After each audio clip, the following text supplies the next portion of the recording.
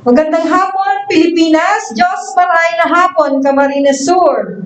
Welcome sa pangalawang serye ng talakayan dito sa ating kaugnay School on the Air on Production of High-Quality Inbred Rice and Seeds and Farm Mechanization, hatid sa inyo ng Agricultural Training Institute, Bicol. Kasama po ang mga provincial at municipal local government ng Camarines Sur. Magandang hapon sa ating mga enrollees mula sa 34 na bayan at 2 syudad ng Camarines Sur. Ang ating pong pagsasanay ay inyong napapanood via YouTube Live sa ATI Bicol hashtag Sarabay Channel at mapapakinggan sa DWNX 91.1 FM Naga at DWNX 1611 AM Naga, tuwing Martes at Huwebes, alas 5:30 ng hapon hanggang alas 6:30.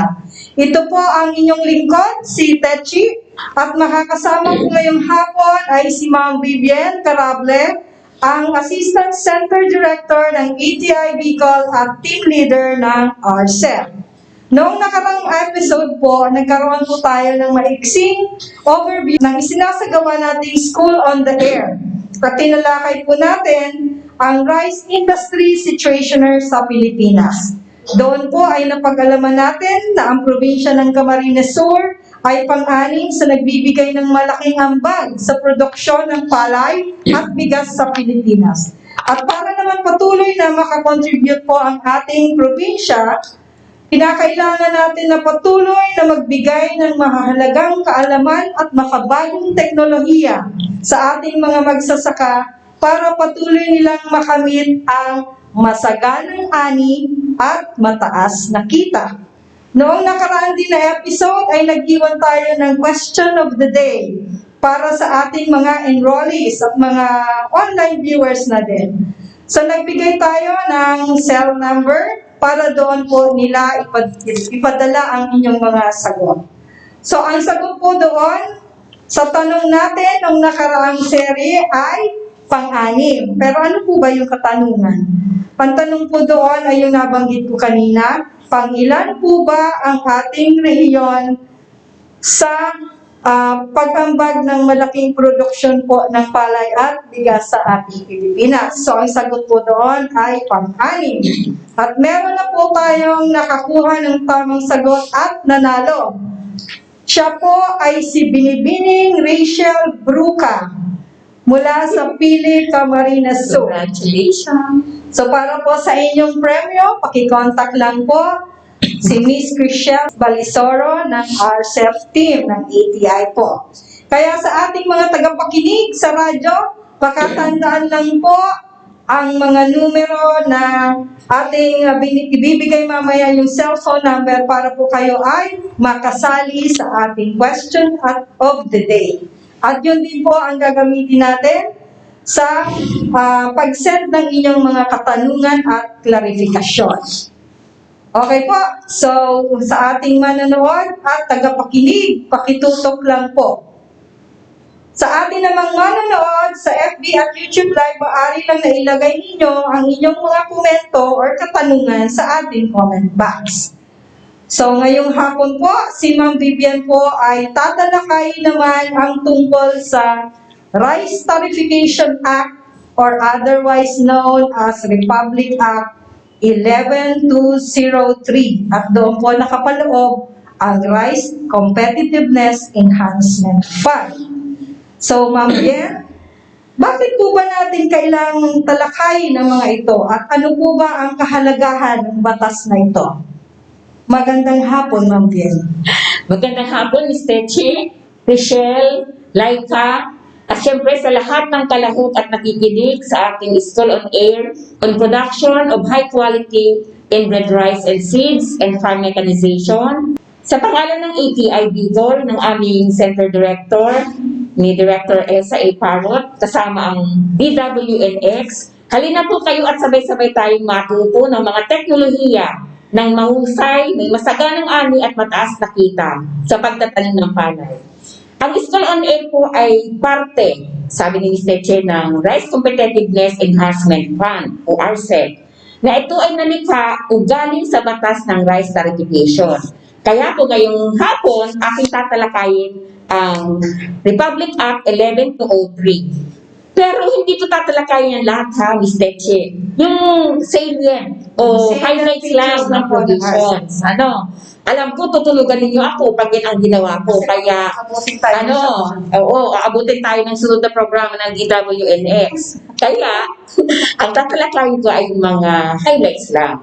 Siyempre, papasadahan ko yung pagluluwag ng kalakalan ng palay, the regulation of rice trade, and transfer of functions ng mga embweltong opisina, yung tungkol sa issuance ng sanitary and phytosanitary import clearance, at syempre yung tarification mismo, yung buffer stocking, ano na ba ang nangyari sa ating buffer stocking ng NFA? Meron ba tayong special safeguard for rice? At ganun din yung palagay siguro yung narinig yung minimum access volume o yung MAV na palaging narinig natin pag tinalakay ang batas ng tarification. At syempre, Ms. Teche, kasama kong tatalakay yung puso ng ating programa, yung Rice Competitiveness Enhancement Fund. At sino ang makikinabang, yung mga beneficiaries ng RCEP. So, yan lang naman, kunti lang yan, Ms. Teche. At sana magawa kayo ng hindi kayo tutulog lahat, mga kalahok, yung ating mga farmers dyan. Ating po tagapakinig sa radyo, pakatutok lang po. So, ang kompletong titulo po ng Republic Act 11203 ay an act liberalizing the importation, exportation, and trading of rice, and lifting for the purpose the quantitative import restriction on rice and for other purposes. Ang haba Ms. Teche, kaya mas kilala siya sa tawag na Rice Tariffication Law. Sige po, paikliin na lang po natin. Okay.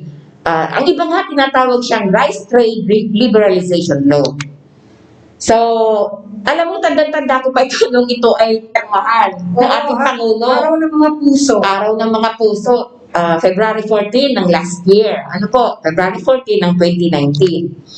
At siguro tatanungin mo ako, bakit ba talagang kailangan na ito ay maisabatas ang batas na ito? Ano itong tinatawag nating batas ng rice tariffication? Ang Republic Act 11203 o batas ng tariffication ay pinalitan ng taripa o buwis ang quantitative import restriction o QR.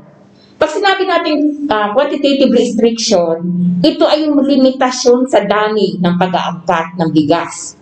Pag sinabi natin pag-aangkat, syempre mula sa itong bansa, Ms. Teche. Oo. So, limitasyon sa dami ng pag-aangkat. At ito ay masasabi natin paghihigpit sa importation ng palay o bigas. O alituntunin na pumipigil o nagtatakda ng dami na aangkatin. So, yung restriction na yan, Ms. Teche, ay pinalitan na ng taripa ayon sa batas. So, ito ay inalis na, pinalitan na ng taripa. Kasi namin ang taripa, di ba, yun ay tax sa mga imported products. Anong ibig sabihin nito? Ibig sabihin po, yung sa Rice Tariffication Law, pinaluwag ang pag-aangkat ng bigas. At pinaluwag ang pag-aangkat, kasabay nito, pinaluwag din siyempre ang pagluluwas o exportation. O yung kalakalan ng bigas. Sa halip na limitahan ng pamahalaan ang aangkatin na bigas, magbabayad ang mag-importers ng taripa o buwis. So, ngayon, ang sunod mong tanong, bakit nga kailangan pa ang batas na ito? Yung tanong mo kanina. Ano po ba yung kahalagahan ngayon nito sa ating mga farmers? Bago yun, anuhin ko muna yung bakit siya talagang tinakda itong batas na ito, Ms. Teche. Una, bilang pagtupad sa commitment o pangako o kasunduan ng bansa sa World Trade Organization na ano yung commitment ng bansa? Napalitan, commitment kasi ng bansa natin, Ms. Teche, napalitan ang mga paghihigpit sa pag-aangkat o importation ng taripa o buwis. So, commitment ng Pilipinas siya sa World Trade Organization kung saan tayo ay sumama noong 1995 na kailangan palitan, replace yung mga quantitative restriction ng taripa. Alam mo, Ms. Teche, sabi ko kanina, ang quantitative restriction, kinokontrol ang dami ng aangkatin. Pero, pag ganyan ang ginawa nating limitasyon, hindi kumikita ang gobyerno. So our government does not earn revenues. At ang quantitative restriction po na pag-alis nito ay pinuspond natin ang bansa natin. Nakipagkasundo tayo, nakiusap na i-postpone ito. Taliban for 22 years. Mr. Che, 22 years naman, oo. At nag-expire nga yung ating waiver noong June 2017. So kailangan na natin talagang ipasa ng ating bansa ang rice tariffication law. Kasi sa isang banda, ang taripa naman ay mas transparent siya. At inaalis yung masyadong discretion sa parte ng gobyerno. At sabi ko nga, sa pamamagitan ng tax, sa mga importation natin, kumikita ang gobyerno na pwede natin gamitin para sa mga apektadong magsasaka at syempre sa kabuuan industriya ng pagpapalay. So, pangalawa pa, syempre, gusto kong bagitin, hindi naman kasi kailangan na natin talagang ipasa ito para sundin ang World Trade Organization. Syempre, ang pangalawang layunin natin ito ay para sa kasapatan ng kasiguruhan sa pagkain. Na kung saan, hindi lang naman ang magbe-benefit ay yung mga consumers, yung bumibili ng bigas, kung hindi yung ating mga magsasaka, traders, at yung ating kabuuang ekonomiya. So, sabi natin yung consumers, syempre, dahil sa mas maraming supply ng bigas, syempre, bababa ang presyo. Diba, Mr. Che? Yes po. At ang mga magsasaka naman natin, yung protection, yung taripa na 35% sa inaangkat, ay pwedeng gamitin. Ito na nga yung pinagkukuhaan ng pondo natin sa RCEP. Yung taripa na yan. Ano po? So, mayroon dahil din sa rice tariffication law, ito ay isang opportunity para mas kumita. Na kumita kung tayo namang magsasaka natin ang mag-e-export. Halimbawa, yung mga special variety ng palay. Yun. So, yun yung kapakinabangan sa ating mga farmer. At syempre, ang mga traders naman natin, mas malawak ang participation nila sa pagngangalakal ng bigas. Katulad at kasama na rin yung marketing na reduce ang government intervention. So, sa ating ekonomiya, mas mababa ang inflation at mas effective at efficient ang domestic rice market. So, alam nyo ba, Mr. Che, nung after 7 months ng implementation ng rice tariffication law, ang inflation ay bumaba to 0.9% in September 2019 versus nung kapareho ng period na kung saan ay 6.7% ang inflation na naitala ng September and October ng 2018. Ibig sabihin, ng 2019, 0.9% ang inflation bago pagkatapos ma-implement ang rice tariffication law. Bago mag-implement ang rice tariffication law, ang ating inflation mataas, 6.7% noong 2018. So, yun yung isang maganda namang nangyari po sa implementation ng rice tariffication law. So, nakasad rin doon sa batas, tungkol naman doon sa pag-aalis ng mga ibang function o kapangyarihan ng National Food Authority.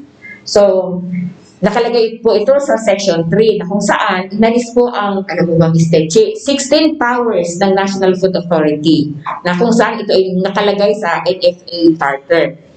Kasama dito sa mga functions na ito ng NFA na inalis ay yung pag-i-issue ng lisensya sa importation. So, wala na pong function ng NFA na mag-issue ng lisensya sa mga importers. Kasama na rin yung pag-i-inspect ng mga bodega. So, wala na silang karapatan na mag-inspect ng mga bodega. Hindi na nila yung trabaho. At kasama na rin yung imposition, syempre, ng import and export restrictions. So, inalis na po yung mga kapangyarihan yan ng National Food Authority. So, yung Section 4 naman ng batas ay tungkol sa pag-issue ng sanitary and phytosanitary import clearance. At ito po ay na-transfer na sa BPI, Bureau of Plant Industry. Ang batas po kasi ay isang provision nito ay magbigay po, nire-require ang ating mga importers na mag-secure sila ng sanitary and phytosanitary import clearance sa BPI bago makapag-import ng bigas. So, Ms. Techi, yun yung yung tungkol sa sanitary and phytosanitary import clearance. Kasama po sa provision ng batas ay yung provision ng automatic approval ng SPSIC within 7 days kapag ang BPI po, ang Bureau of Plant Industry, ay hindi nakapag-release ng clearance without informing the applicant of any problems on the document submitted. Ibig sabihin po, automatic na approve ang sanitary and phytosanitary import clearance kapag hindi na ipaalam ng BPI sa aplikante kung ano ang kakulangan ng dokumento o may problema ang kanyang papeles. Ibig sabihin, within 7 days, considered as approved ang kanyang clearance. So, kasama rin po doon sa batas yung Food Safety Regulatory Function ng NFA ay nalipat na sa Bureau of Plant Industry. So, ang Section 5 naman ng batas ay tungkol sa tarification.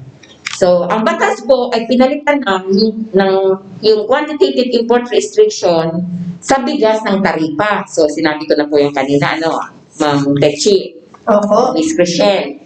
So, ang bound rate ay i-notify ng Pilipinas sa World Trade Organization. Nakasabi po sa batas yung in-quota rate, ATIGA rate, at out-quota rate. Ano ba yung misbiyan ng mga rate na yan ng taripa? So, pag sinabi po natin na in-quota rate, ito yung taripa kapag ang i-import mo ay nasa minimum access volume. Nasa quota, kaya nga in-quota rate. Ang ATIGA rate naman, ito yung taripa kapag tayo ay mag-i-import sa mga bansa na kasama natin sa ASEAN. Kasi ang ibig sabihin ng ATIGA ay ASEAN Trade in Goods Agreement, yung ATIGA rate. Ibig sabihin po, applicable ang rate na ito kung tayo ay mag-i-import sa mga bansa na miyembro ng ASEAN. At yung out-quota rate naman, ito yung tax o taripa kapag sobra sa minimum access volume. So sa kasalukuyan po, ang ATIGA rate ay 35%. Ano ibig sabihin ng 35%? So, 35% kapag halimbawa lang ang ini-import mo ay 100,000, 35% nun ay tax, taripa. Pag yun ang ibig sabihin. Ano po? So, yan. Ang Section 8 naman ay tungkol sa buffer stocking. So, ang batas po, inuobligang NFA na mag-maintain ng rice buffer stock na kung saan dapat ang mga buffer stock po ay kukunin, bibilihin sa ating mga lokal na magsasaka. Alam naman natin na at ito ay gagamitin sa mga emergency purposes, halimbawa yung mga disaster relief programs ng DSWD at LGU. At ano sabi ko kanina, dapat kukuhain ang buffer stock ng NFA, bibilihin sa ating mga lokal na magsasaka. So, yan po yung buffer stocking. At ang NFA, syempre, dapat po i-dispose nila yung mga stocks before, bago yung kanilang, yung quality ng ating mga bigas ay masira at maging hindi na siya ligtas para kainin. Before quality deteriorates and become unsafe for public consumption. So, kailangan ma-dispose ng NFA yan bago hindi na siya pwede pang kainin. So, ang Section 10 naman ng batas ay nagsasaad tungkol sa Special Rice Safeguard. So, the law provides for the imposition of a special safeguard duty for rice. Ito po ay base sa provisions naman ng Republic Act 8800 of the Safeguard Measures Act. So, ang Special Rice Safeguard po ay pwedeng mag-impose ng additional tariff o duty sa mga ini-import na bigas kapag ang kondisyon po sa merkado ay hindi favorable. Okay. So, mayroon tayo tinatawag na rice safeguard.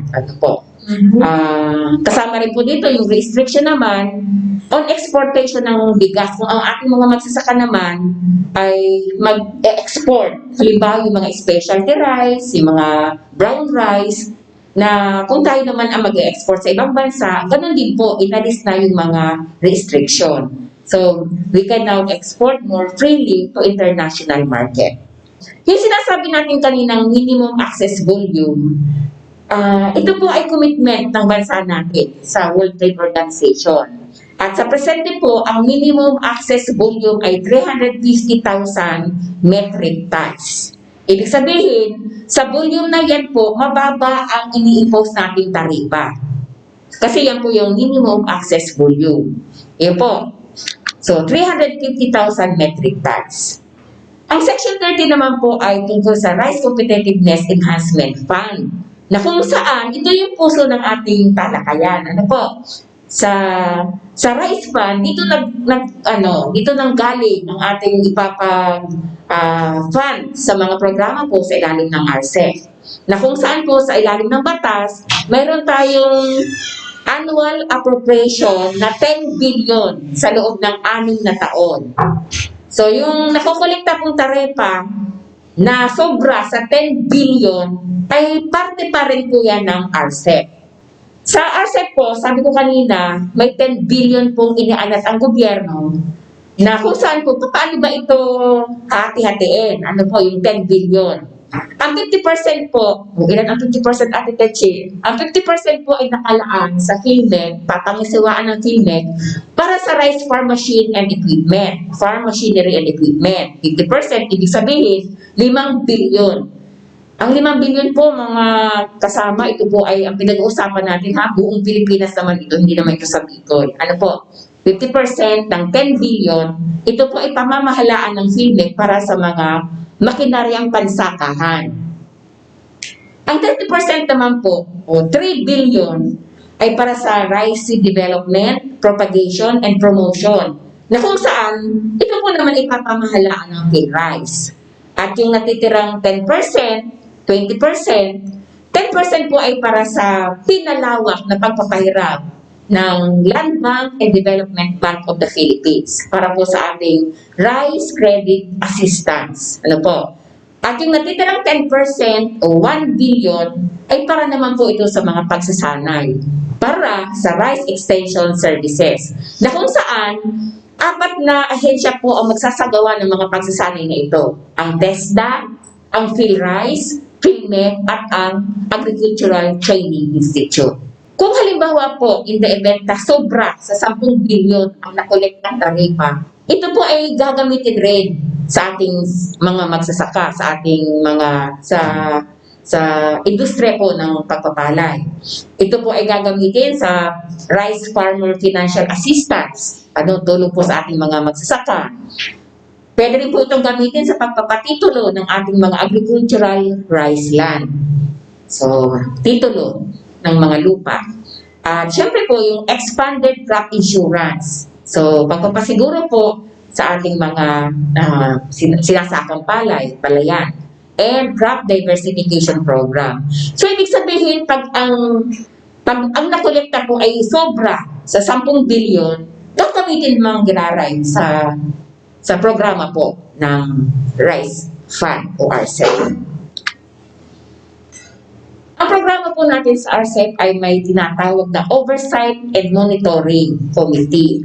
Meron po siyang Program Steering Committee na kung saan ito po ang tumitingin, nagbibigay ng mga direction, policy direction sa pinagsama-samang implementation ng programa na kung saan base po ito sa Rice Roadmap. Mayroon din po tayong Rice Fund Impact Monitoring System na kung saan ito po ay magbibigay ng ebidensya, solid empirical basis, basihan, para alamin kung ano ba ang naging epekto, ano ang impact ng RCEP. Meron din pong periodic review and assessment. Okay.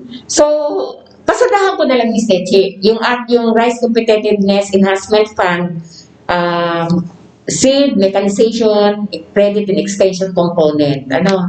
Para yung 4 na pangunahing programa ng RCEP. Kasi tatanong mo sa akin para maibigay ko na sa iyo. Isa natin doon muna sa una.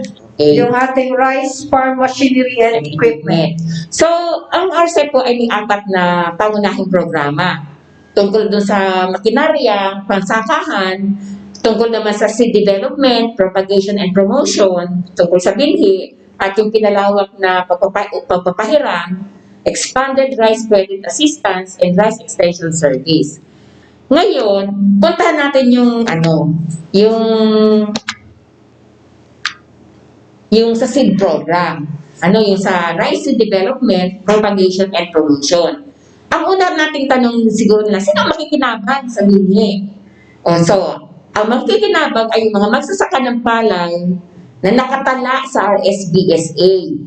So, Yan, nakatala. kailangan po yung ating mga magsasaka ay Nakatala. nakatala po sa RSBSA. Nakalista. So, nung nakaraan po ay meron tayong mga malawakang pagsasagawa ng pagpapalista ng ating mga farmers sa RSBSA. Yung po ay isinasagawa sa ating mga respective municipal local government units. Yes, tama po. Through the Municipal Agriculture Office. Or City Agriculture Office. So doon po sila nagpapalista. At yun po ay pinapadala sa regional office. Tama.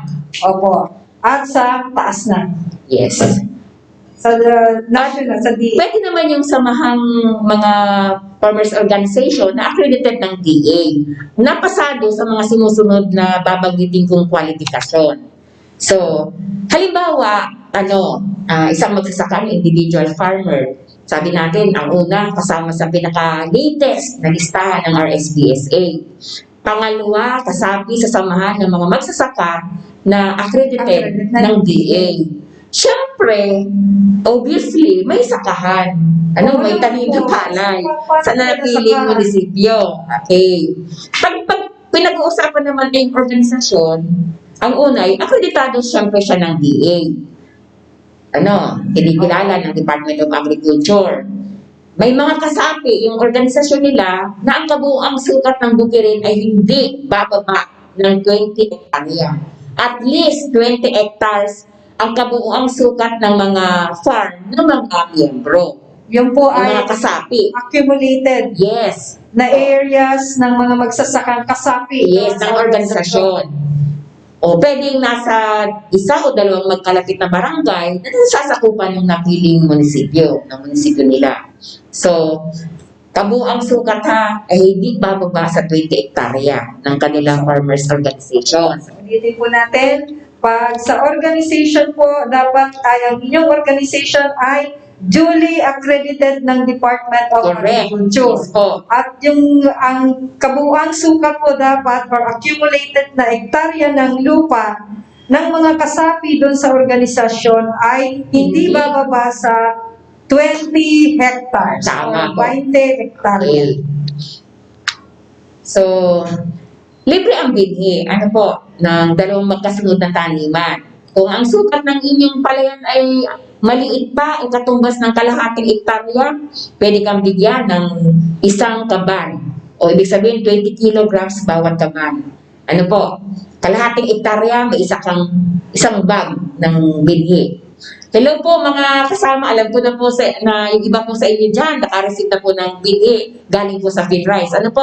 Kaya alam niyo na ito. Marami na yata ang Oo. Kaya, kahigit pa sa kalahating hektarya, hanggang isang hektarya, pwede kayong mabigyan ng 2 sako. Oo, 2 sako na lang.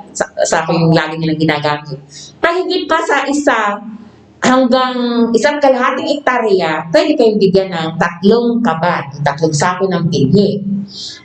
Pero, pahigit pa sa isang kalahating hektarya, pwede kayong mabigyan ng hanggang 4 na kaban na lang. 4 na sakong binhi ang pwedeng ibigay sa isang magsasaka na nakalista syempre sa RSBSA. So, yan po yung pwedeng makuha ang binhi sa ilalim ng RCEP. So, punta naman tayo dun sa programa sa makinarya. Sino ang pwedeng makinabang? Ang mga makikinabang po sa mechanization program o yung rice farm machinery and equipment ay yung mga nakatalagang kooperatiba at samahan ng mga magsasaka na may aktibong kasapi at may akreditasyon mula sa DA. Ibig sabihin, active members at accredited ng Department of Agriculture. Ano naman yung mga makinang maaaring pakinabangan na pwede nilang makuha? Sasabihin ko po yung mga makina, pero hindi ibig sabihin lahat yun mabibigay. Depende sa pag-aaral o assessment. So, yung mga makina po, halimbawa, yung mga agricultural tractors, traktora, tillers, farm tillers, pwedeng rice seeders, transplanters, rice harvesters, reapers, threshers, mechanical rice dryers, at pati molino, rice mill. Pwede. Irrigation pump and small solar irrigation. So, yan po yung halimbawa ng mga makinang maaaring pakinabangan sa ARCEP. Ma'am Bien, yung mga makina ay depende doon sa pangangailangan ng organisasyon. Opo, yan ay i-check po ng May FILMEC. isasagawa po silang evaluation. Yes po. So, inuulit po natin, under the mechanization program, dapat po ang kasabing organisasyon ay aktibo at accredited po ng Department of Agriculture. Dagdagan ko, Mr. Chia, ano yung mga kinakailangan para maging beneficiaryo ang isang grupo ng magsasaka? Number 1, may kabuuang sukat ng palayan na hindi bababa ng 50 hektarya ang mga regular na kasapi. Ibig sabihin, 50 hectares yung total na palayan ng miyembro ng organisasyon. So, kung doon sa seeds ay 20, dito naman sa mechanization ay 50 hectares. Okay. May kabuuang sukat ng palayan na hindi bababa sa 100 hectares yung mga magkakalapit na barangay na kung saan doon ilalagak yung mga makinarya. Ibig sabihin, kung saan nakalagay yung mga makinarya, dapat yung palibot niya ay mayroong hindi bababa sa 100 hectares na maaaring pagsilbihan ng mga makinaryang ibibigay. So, Okay po. maliwanag po ba yun? May kabuuang sukat ng palayan na hindi bababa sa 100 hectares. 100 hektarya ng palayan. Na Na pwede, magkakalapit ang yan, barangay. oo, magkakalapit na barangay, ang total 100 hectares. Kasi ito yung isi-serve ng mga makinarya. At pangatlo, syempre naman, may kakayahan na patakbuhin at panatilihin ang operasyon ng mga makinarya at kagamitan. At pumapayag na dumalo sa mga technical na pagsasanay ang mga miyembro o yung lalong-lalo na yung mag-ooperate, mag-maintain ng mga makinarya. So may Dapat may nakatalagang leading sila. mag-operate doon sa Siyempre. mga makinarya. At yun ang sasanayin. Yes. Pumapayag na magbigay ng facility na paglalagyan ng mga makinarya bilang kanilang bahagi sa proyekto. Yun yung kanilang parang equity. Counterpart. O saan ba nila ilalagay yung saan ilalagay yung mga makinarya? Yan ay counterpart na ng grupo. So, magbibigay sila ng facility na paglalagyan ng mga makinarya. Siyempre naman, bibigyan ka ng makinarya, saan yun mapapangalagaan? Saan mo ilalagay yan? Di dapat may housing man yan, na kung saan nandoon mapapangalagaan ng mga makinarya. May pasilidad na paglalagyan ng mga makinarya. Parang hindi siya madaling masira. Panglima, Dapat yes, o may housing siya, Housing. may shed. O, pumapayag yung pangasiwaan yung project ayon sa mga sumusunod na halimbawa, patayan. Pagsunod sa itinakdang bayad o service fee. Siyempre, yung mga miyembro, dapat susunod sila, may nakatakda na service fee. O, pangangasiwa sa proyekto gamit ang sistematikong pamamaraan ng pamamahala sa mga makinarya. Pagpayag na dumalo sa mga technical na pagsasanay. O, siyempre, dapat willing. dapat malaman ng grupo kung paano nila i-operate, i-maintain ang mga makinarya. So, syempre, pumapayag sa mga layunin ng proyekto. Ma'am Bien, yung itinakda bang service fee ay may sino magtatalaga? Nakalagay na po yan sa Doon na sa nakalagay na po yan parang sa agreement. Oo, natin po yan. Yung mga details po niyan, ay pwede po mga tatay, mga kuya, ang detalye po nito ay pwede po kayong sumangguni sa FILMEC na kung saan ang kanilang opisina ay nasa compound ng Department of Agriculture sa San Agustin po. So, nandun po ang opisina ng FILMEC. Ang programa po ito ay pinapangasiwaan po ng FILMEC. So, yung details po ng mga dokumento na kailangan ay i-mention ko na din. Ano po? Siyempre, kailangan may letter of intent kayo. Liham ng interest at resolution mula sa samahan. Ibig sabihin po, di ba, kooperatiba. So, board resolution, parang ganyan.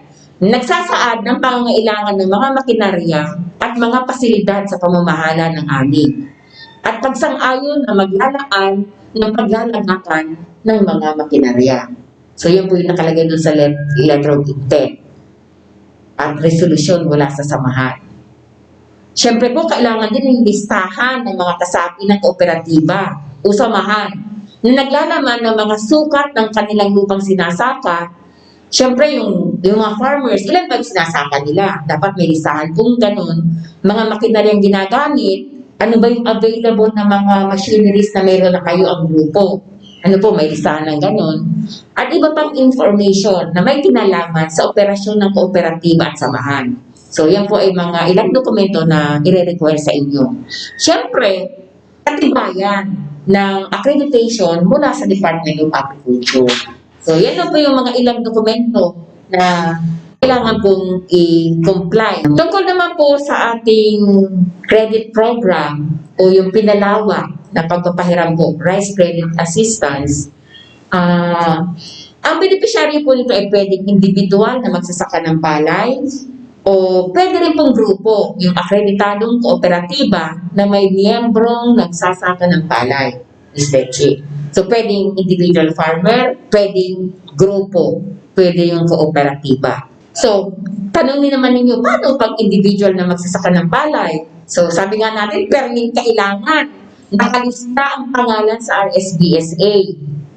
Pangalawa, walang kasalukuyang utang sa mga formal na institusyong nagpapautang at sa mga itinalaga ng kagawaran ng pagsasaka o ng DA para sa kaparehong proyekto. Kung kapareho naman ng project na nakautang na kayo, syempre hindi na pwede. Ang mga magsasaka na nakakuha na ng tulong sa binhi at mekanisasyon ay hindi na maaaring makahiram sa ASEF. Maliban na lang kung ang hihiramin ay gagamitin para punduhan ang iba pang proyekto na may kinalaman sa pagpapalay.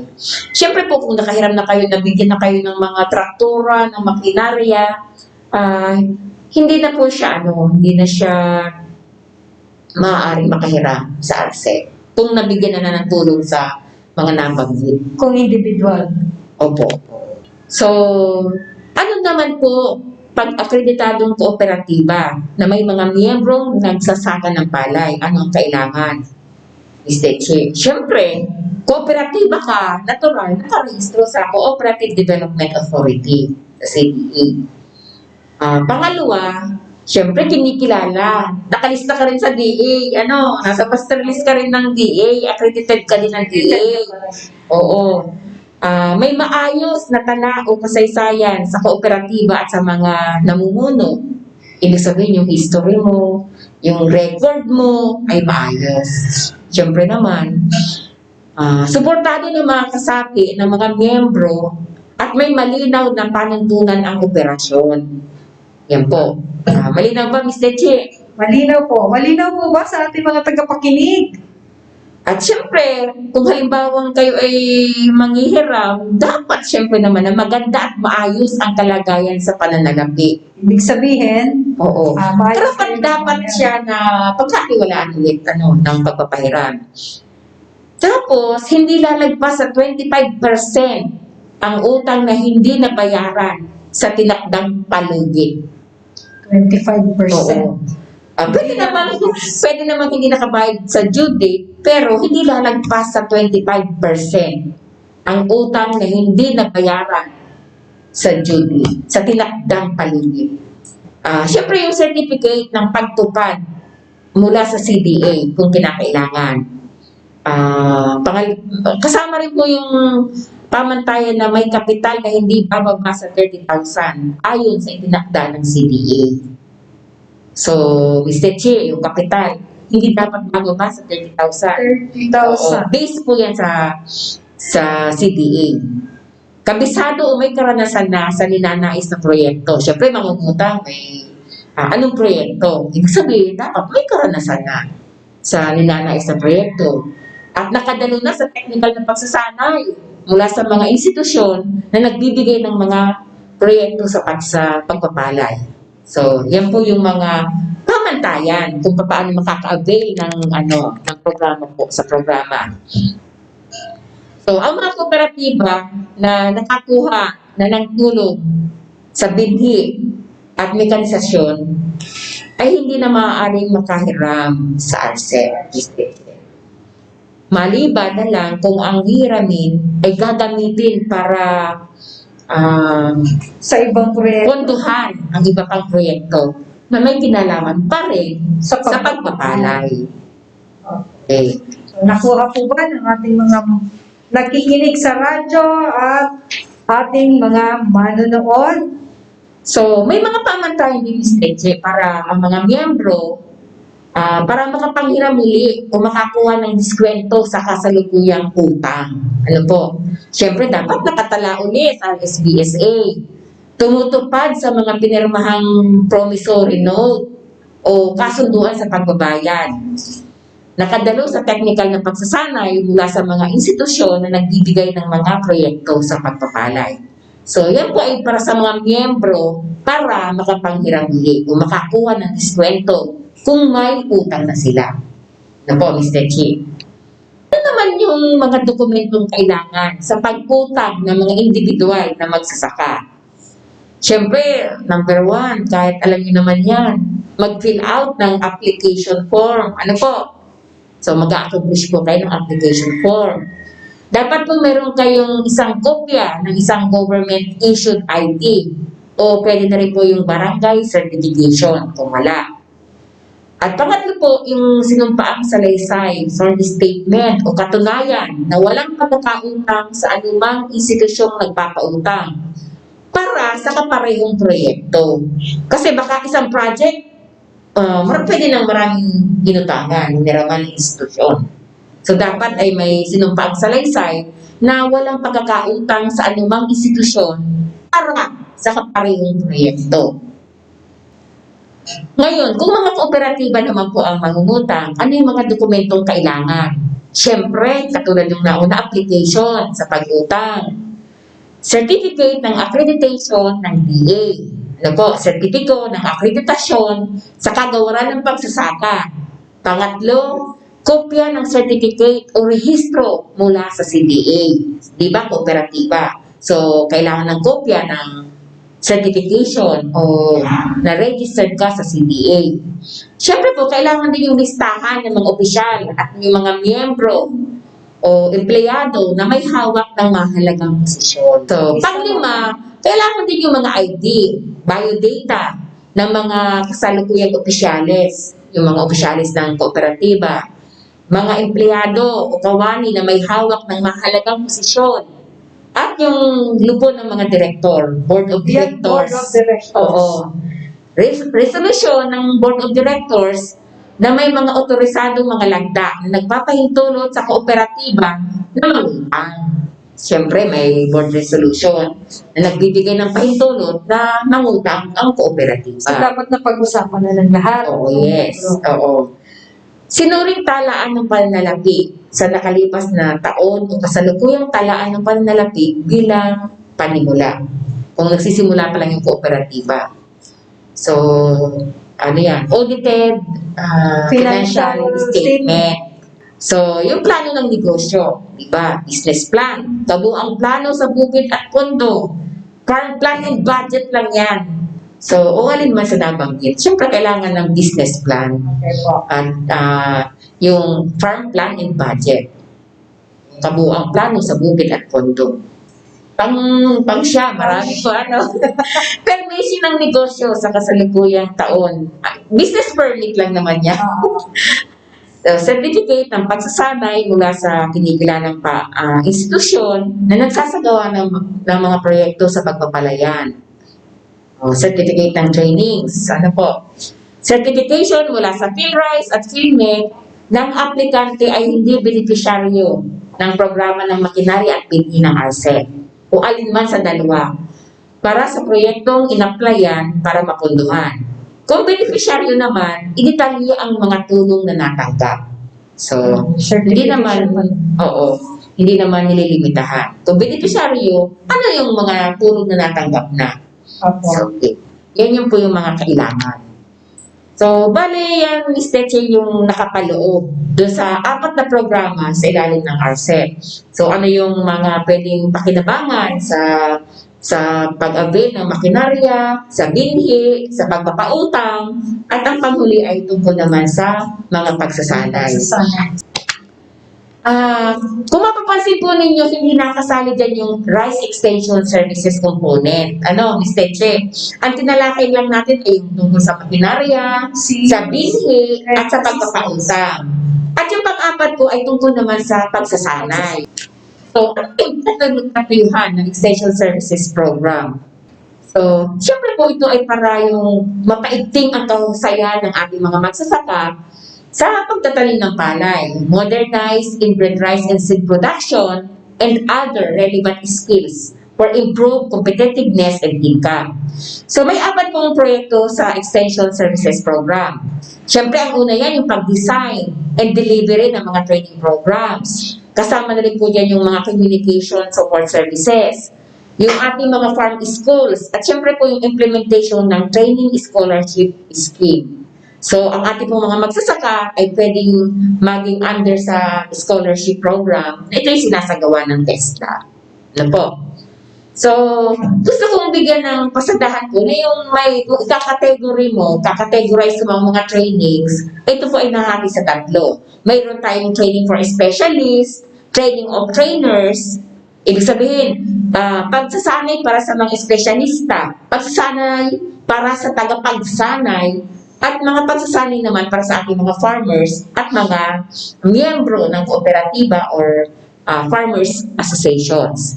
Yung po mga pagsasanay para sa mga training for specialists, nakapaloob po dito yung Rice Specialist Training Course na ginagawa ng PhilRice, performance testing and evaluation of rice machinery, ginagawa naman po ito ng PhilMec, at syempre po yung resource person development na ginagawa ng PhilMec para sa operation and maintenance ng rice machinery at operation and management of agri-machinery pool. So yan po yung mga training para sa mga espesyalista na ginagawa po ng PhilRice at PhilMec. Ano po?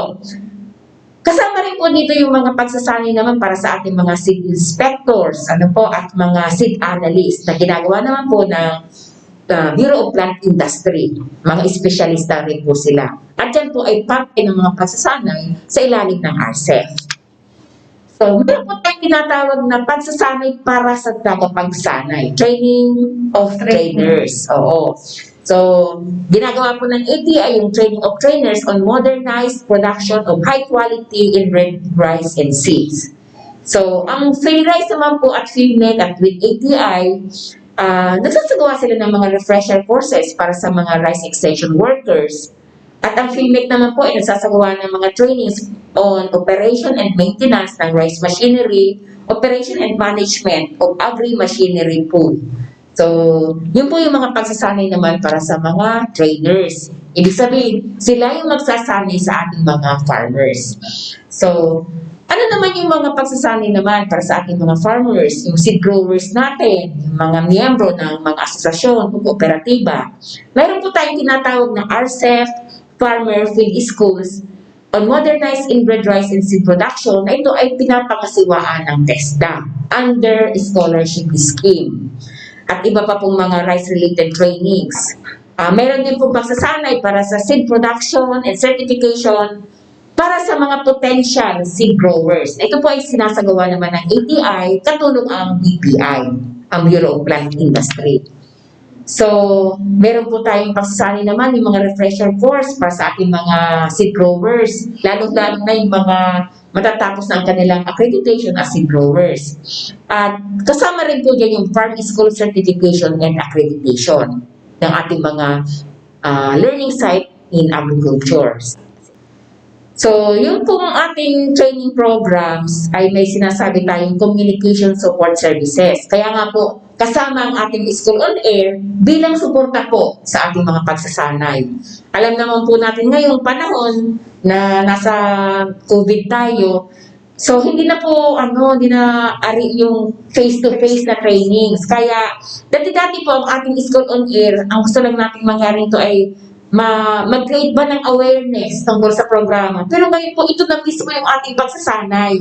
Pagsasanay talaga sa radyo. Dahil hindi na tayo pwedeng magtipon-tipon ng malalaking grupo.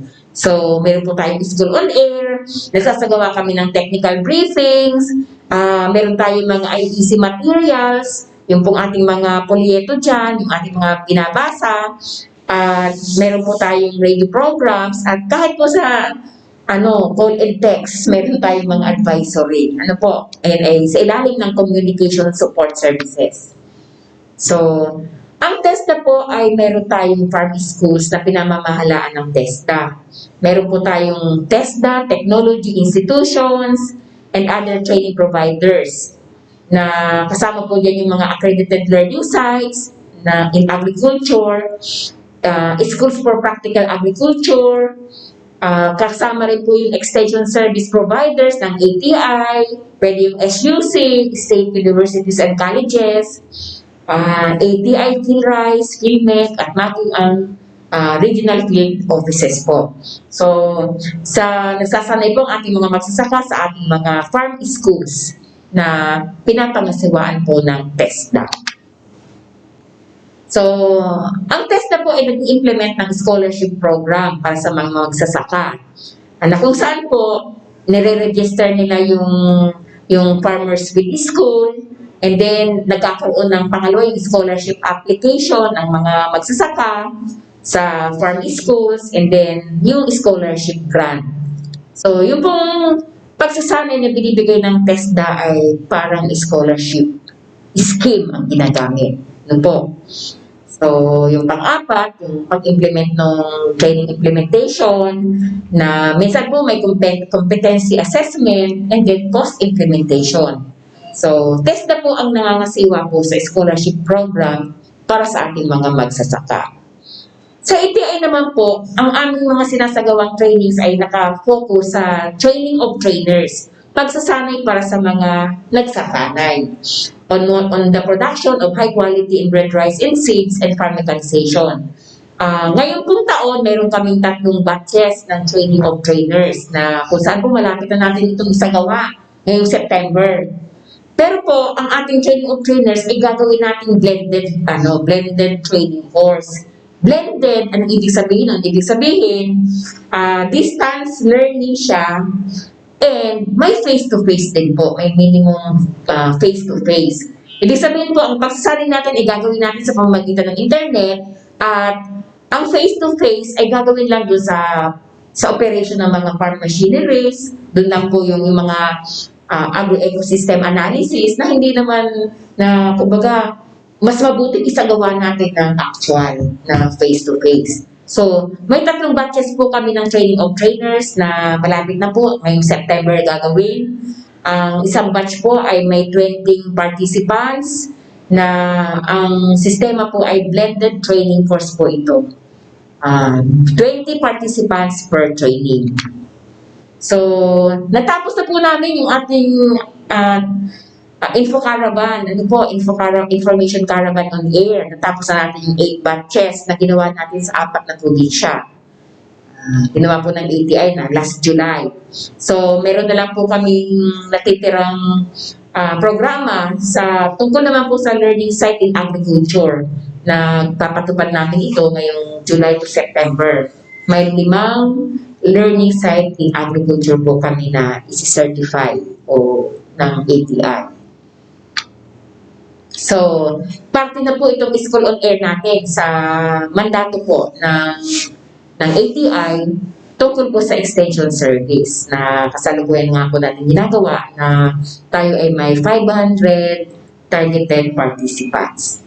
At parte pa rin po ng ating extension service ay yung pamimigay po ng IEC materials na tayo Mr. G ay may target na 10,000 IEC materials na ipamimigay po natin para tulungan po ang mas mabilis na dissemination ng mga information regarding po sa programa sa ilalim ng RCEP. So, yan po yung ginagawa ng ATI sa ilalim po ng RCEP.